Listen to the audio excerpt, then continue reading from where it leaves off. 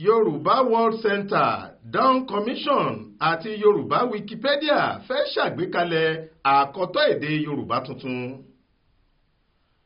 Láti lè jẹ́ kí ètò tuntun tí ìjọba àpapọ̀ ṣe lórí ìlò èdè Yorùbá rọrùn, àjọ tó ń làkàkà fún ìdàgbàsókè àṣà àti ìṣe Yorùbá, International Center for Yoruba Arts and Culture, INCEYAC, èyí tó jẹ́ bàbá fún àjọ Yoruba World Center, YWC, tá a mọ̀ sí àjọ Yorùbá àgbáyé, ti fọwọ́sowọ́pọ̀ pẹ̀lú àwọn àjọ tí ìdàgbàsókè ìran Yorùbá jẹ lógún láti ṣiṣẹ́ lórí àkọ́tọ̀ èdè Yorùbá tuntun. Àjọ tó ń rí sí ìdàgbàsókè ilẹ̀ Yorùbá ní Dawn Commission pẹ̀lú àjọ tó ń rí sí ìṣelọ́jọ́ èdè Yorùbá Wikipedia àtàwọn míì ni wọn yóò fọwọ́sowọ́pọ̀ pẹ̀lú INCEYAC tàbí YWC láti ṣiṣẹ́ ńlá ọ̀hún fún àrọmọdọ́mọ ìran Yorùbá. Fún àwọn tí kò bá mọ̀, ọjọ́rú wẹ́sídẹ̀ẹ́ ọjọ́ 21 oṣù kejì ọdún 2024 yìí làyájọ́ èdè abínibí jákèjádò gbogbo àgbáyé.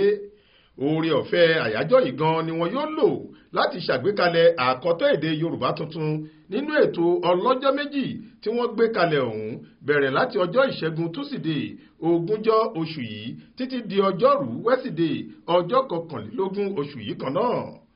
Gíwá àdínní àṣà ní fásitì ìlú Ìbàdàn, ìyẹn Dean of Faculty of Arts, University of Ibadan, ọ̀jọ̀gbọ́n Olúwọlé Oyètádé lolórí ìgbìmọ̀ tó ṣàgbékalẹ̀ àwọn ètò ńlá yìí. Àgbà ọ̀jọ̀gbọ́n náà sì ti rin gbogbo ìrìn tó yẹ láti rí i pé àwọn olùkọ́, akẹ́kọ̀ọ́ àtàwọn tó ń ṣàmúlẹ̀ èdè Yorùbá lójú méjèèjì kópa nínú ètò náà. Lára àwọn tó wà nínú ìgbìmọ̀ ọ̀hún ni ààrẹ ẹgbẹ́ àwọn onímọ̀ ìjìnlẹ̀ Yorùbá, ààrẹ ẹgbẹ́ akọ́mọlédè, ààrẹ ẹgbẹ́ àwọn olùkọ́ èdè Yorùbá láwọn iléèwé olùkọ́ni gbogbo lórílẹ̀‐èdè yìí, akọ̀wé àgbà ẹgbẹ́ àwọn òǹtẹ̀wé nílẹ̀ yìí àtàwọn míì tí wọ́n ń fi èdè Yorùbá jẹun lójú méjèèjì. Yàtọ̀ sí pé wọn yóò ṣàgbékalẹ̀ àkọ́tọ̀ èdè Yorùbá tuntun, ìgbìmọ̀ tí Oyètádé ń darí yìí yóò tún ṣàgbékalẹ̀ ètò láti rí i pé lọ́dọọdún ni wọn yóò máa ṣàmì àyájọ́ èdè abínibí Yorùbá nílẹ̀ káàárọ̀ oòjíire. Nínú àtẹ̀jáde tó tẹ Aláròyé lọ́wọ́ nípa ètò náà, ọ̀jọ̀gbọ́n Oyètádé ṣàlàyé pé ohun tá a fẹ́ ṣe yìí kì í ṣe tuntun. Àwọn bàbá wa àtàwọn aṣáájú wa ti ṣerú ẹ̀ sẹ́yìn rí, ṣùgbọ́n láti ọdún 1974 ni wọ́n ti ṣàgbékalẹ̀ àkọ́tọ̀ èdè Yorùbá tó jẹ́ ìtẹ́wọ́gbà gbẹ̀yìn, bó tilẹ̀ jẹ́ pé wọn ò lè fẹnukò lórí bó ṣe yẹ ká máa kọ àwọn ọ̀rọ̀ kan nígbà náà lọ́hùn-ún. Ní báyìí tá a ti fẹ́ bẹ̀rẹ̀ ètò ìlànà ìṣàmúlò èdè tuntun ní Nàìjíríà, tó sì jẹ́ pé èdè Yorùbá ti di èdè tí wọ́n tẹ́wọ́ gbà lágbàáyé. Ohun tó dáa púpọ̀ báyìí ni ká ní àkọ́tọ̀ èdè náà tí gbogbo wa yóò jọ fẹnukò lé lórí. Kì í ṣe pé a fẹ́ mú àkọ́tọ̀ èdè Yorùbá tuntun wá gan-an, èyí tó ti wà nílẹ̀ tẹ́lẹ̀ náà la fẹ́ ṣàtúnṣe lé lórí. Iṣẹ́ tá a gbé lé ara wa lọ́wọ́ nìyẹn. Nígbà tó ń sọ̀rọ̀ lórí àyájọ́ ọjọ́ èdè abínibí, èyí tí gbogbo ìjọba ìpínlẹ̀ ilẹ̀ Yorùbá yóò jọ jùmọ̀ ṣe papọ̀ lójú kan náà fún ìgbà àkọ́kọ́, ọ̀jọ̀gbọ́n Oyètádé sọ pé àyájọ́ èdè abínibí jẹ́ ètò tí àjọ ìṣọ̀kan àgbáyé gbé kalẹ̀.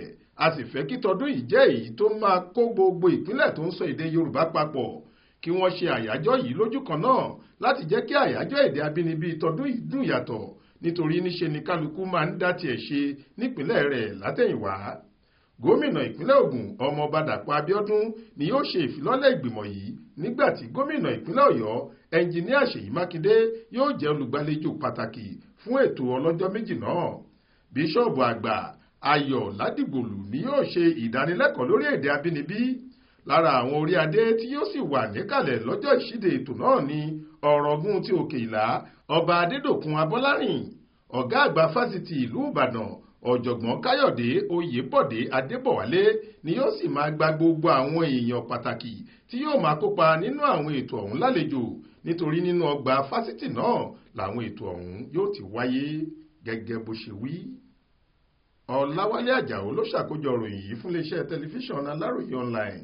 Faith Adébọ́lá ló kà á sétí ìgbọ́ yín.